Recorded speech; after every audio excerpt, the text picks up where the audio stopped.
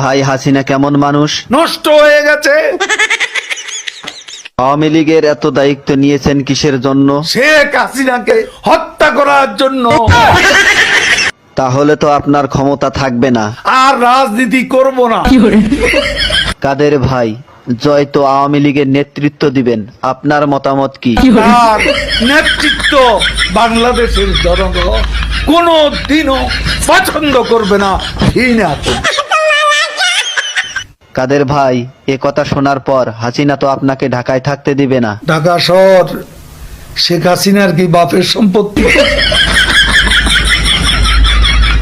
কাদের ভাই, আওয়ামী লীগ কেমন দল?